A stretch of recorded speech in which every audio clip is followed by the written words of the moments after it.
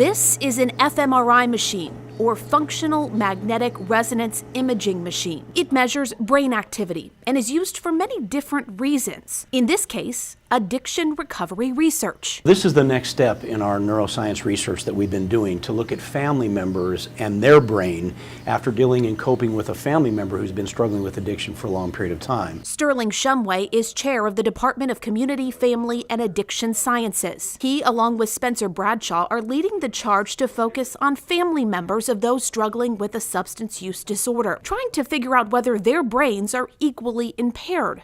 After years of collecting data on the front part of the brain using an FNIR device, they're turning to the fMRI machine to dig deeper into the midbrain. Looking at the structure, its connections with each other, and then are they being used? Are they functioning the way that we think they're supposed to be functioning? They'll scan the brains of the addicted persons, their family members, and a control group, providing plenty of information for comparison. With family members, right, what we believe happens is, particularly those that have been involved in the fight the longest, trying to keep their loved one alive, we believe that their midbrain begins to scream at them and they begin to make less rational choices and decisions at the level of the frontal cortex.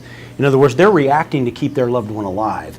It may not do any good, they may know it's not going to do any good, but they're going to do it anyway, just like the addict and alcoholic is going to do the drugs anyway, because the midbrain is pushing them to do it. About a dozen students, both undergraduate and graduate, will work with Shumway and Bradshaw on the project, one that wouldn't be possible without the technology available here at Texas Tech. A lot of universities don't have this resource.